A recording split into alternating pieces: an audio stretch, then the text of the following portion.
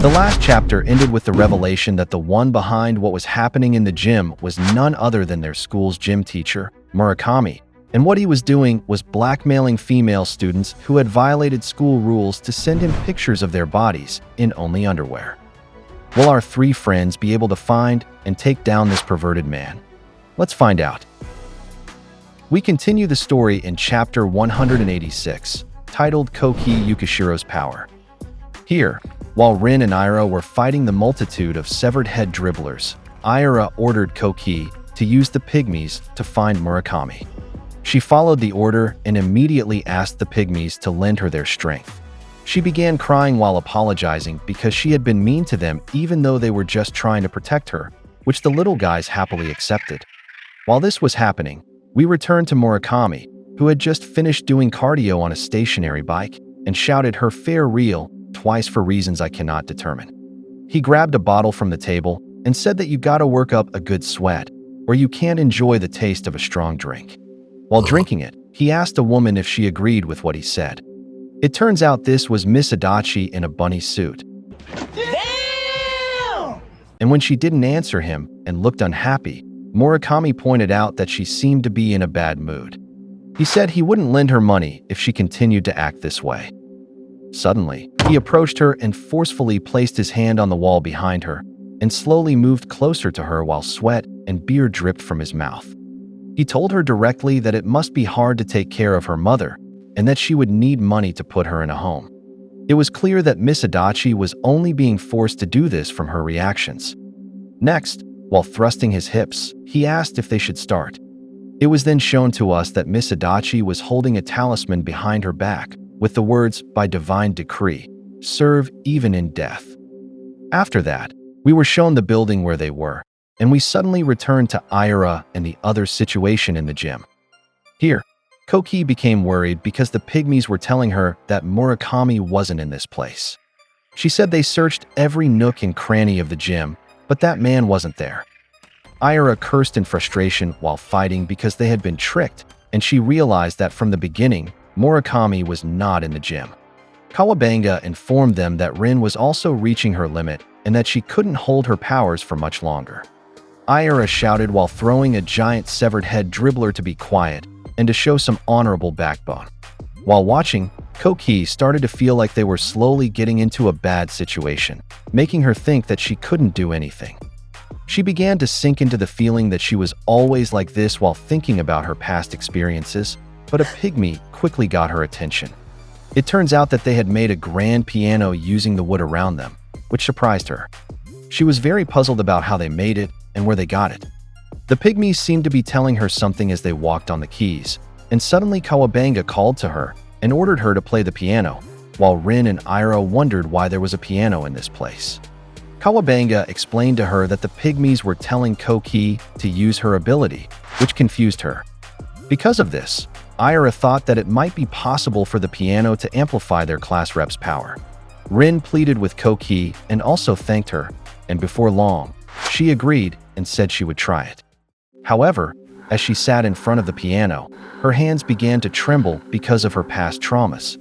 It seemed that fear and nervousness were consuming her as she stared at it.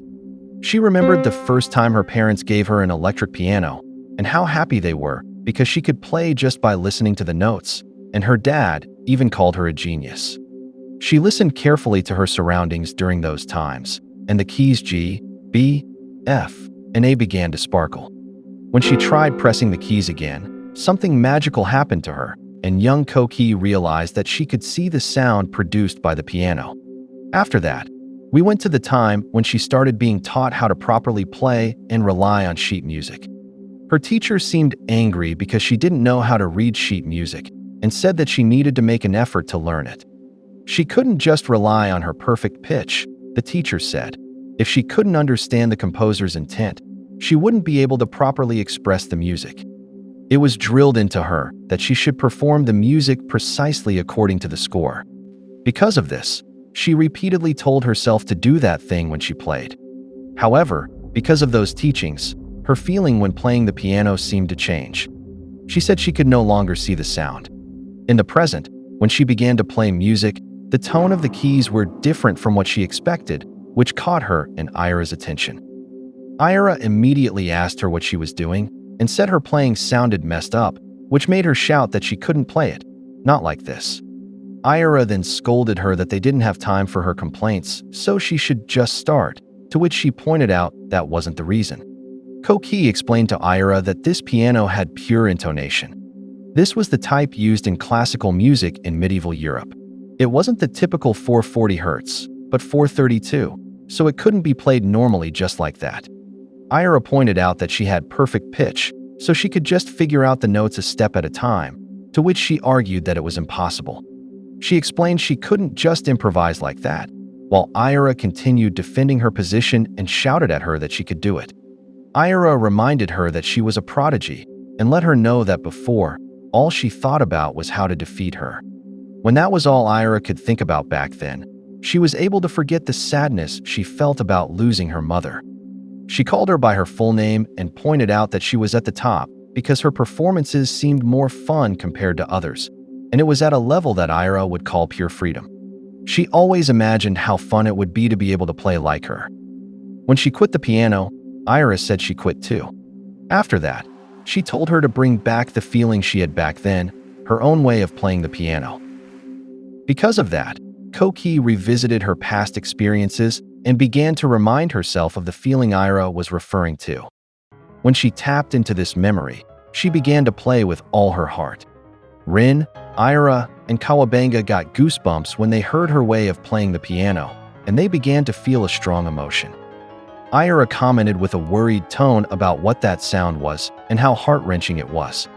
She asked Rin if her power was being amplified by it, to which she replied with confusion that she didn't know. Kawabanga pointed out with anxiety on her face that this wasn't what she expected, that Koki's ability wasn't something that amplifies Rin's power, and it doesn't control the pygmies. After that, we were shown the city where they were, and thousands of flies began to cover the sky. And there you have it. Could Koki's piano playing be responsible for the appearance of these flies? What kind of ability does she have that can summon so many insects? Let's find out in the next chapter.